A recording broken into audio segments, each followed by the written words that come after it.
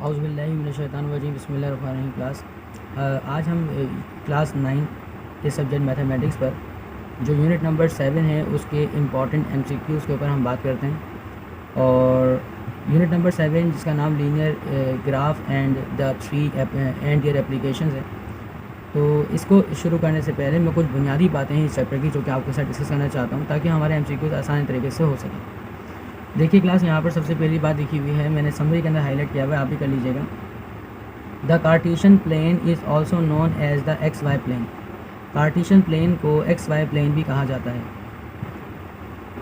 अब Cartesian plane होते क्या हैं? कार्टेशियन प्लेन का मतलब होता है क्लास कि मिसाल के तौर पर हमारे पास एक ग्राफ है जिसके अंदर ये जो एक्सिस होता है, एक्स एक्सिस होता है इस तरह से, और ये वाई एक्सिस होता है और वर्टिकली ये पॉजिटिव एक्स होता है, यहाँ नेगेटिव एक्स होता है, ये पॉजिटिव वाई और ये नेगेटिव वाई। इस पूरे को हम कार्टेशियन प्लेन का नाम देते हैं या एक्स वाई प्लेन कहते हैं। इसके अंदर 4 क्वाड्रेंट्स होते हैं, यानी ये वाला पहला क्वाड्रेंट कहलाता है फर्स्ट क्वाड्रेंट, ये सेकंड क्वाड्रेंट कहलाता है, ये थर्ड क्वाड्रेंट होता है और ये फोर्थ क्वाड्रेंट होता है।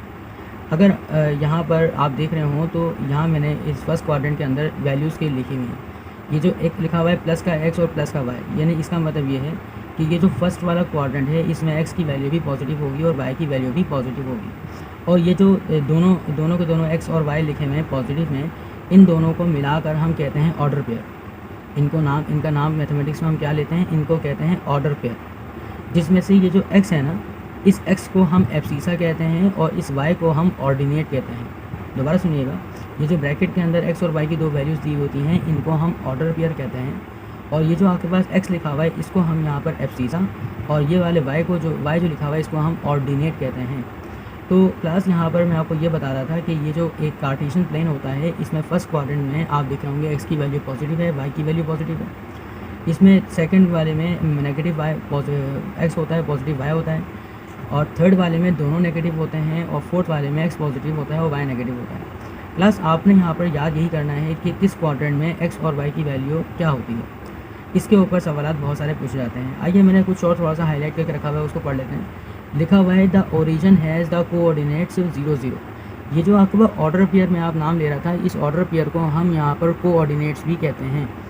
जो कि ये कह रहे हैं ओरिजिन पर कोऑर्डिनेट्स क्या होते हैं? 0 0 होते हैं। एमसीक्यू से पूछा जा सकता है। इसके अलावा in general any point in the Cartesian plane can be represented by the order pair A and B.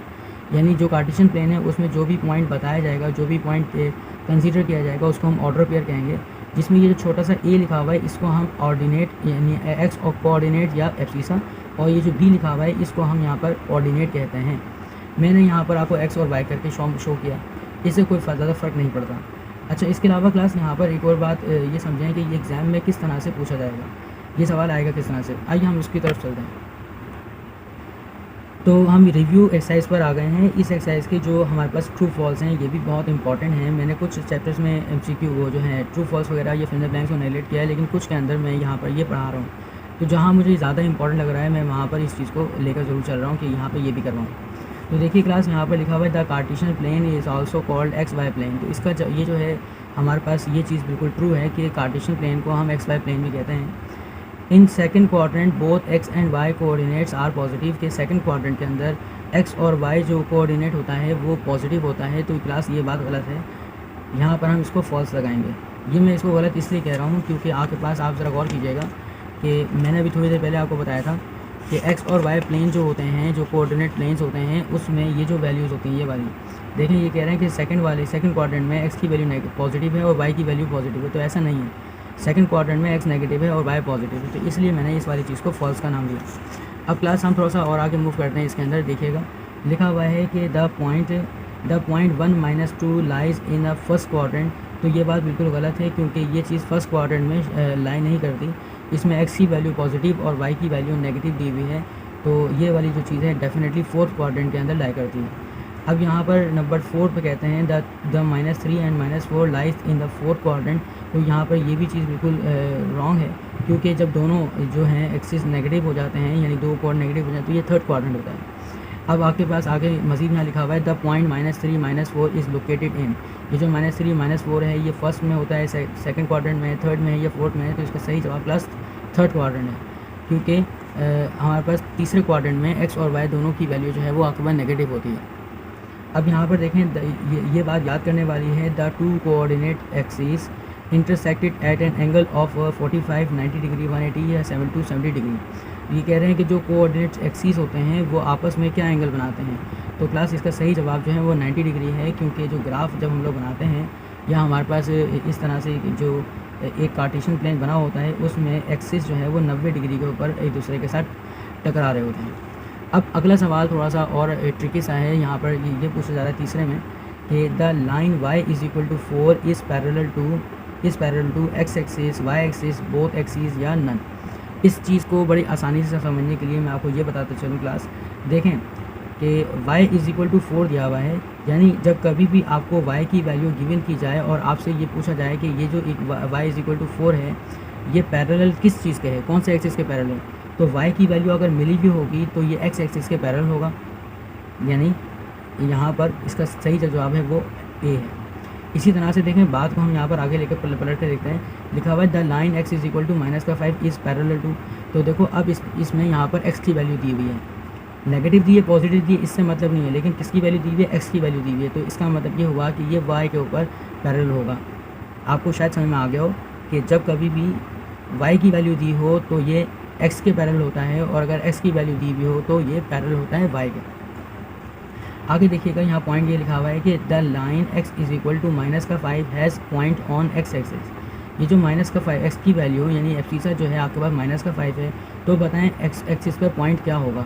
तो बहुत ही आसान सा इसका जवाब है क्लास के, इसका जो आंसर है वो ये होगा, सी पार्ट होगा। यानी अगर x की वैल्यू -5 है तो y जो बचा वो हमारे पास हमेशा 0 ही होगा।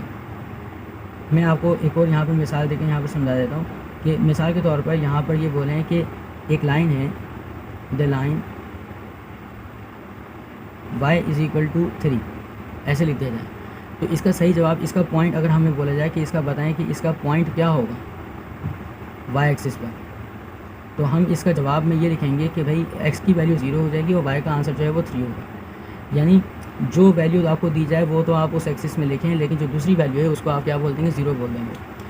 यहाँ पर लिखा हुआ है the solution set of x is equal to 2, x is equal to -2। तो इसका जो सही जवाब है वो आपके पास यहाँ पर जो है ऑप्शन बी है। The coordinate axis are mutually perpendicular intersecting 30 degree, parallel या इंटरसेक्टिंग एट 45 डिग्री। तो क्लास जैसे ही यहाँ पर ये जो आपके पास सवाल नंबर 2 था, MCQ नंबर 2 था, ये लर्निंग था, आपके पास याद करने वाला था, बिल्कुल ऐसे ही यहाँ पर ये जो कोऑर्डिनेट एक्सिस आर म्यूचुअली लिखा हुआ है ये आपके पास परपेंडिकुलर होता है, और ये याद करने वाली बात है कि जितने भी एक्सिस होते हैं वो एक दूसरे के परपेंडिकुलर ही होते हैं।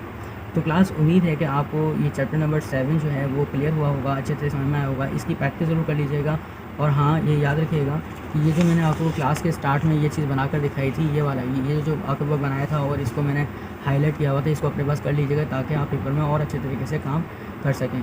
ठीक है क्लास, अब तक के लिए इतना ही। अल्लाह हाफ़िज़। के बाद इंशाल्लाह फिर किसी चैप्टर में मिलते हैं। इनकी प्रैक्टिस ज़रूर कीजिएगा। अल्लाह हाफ़िज़।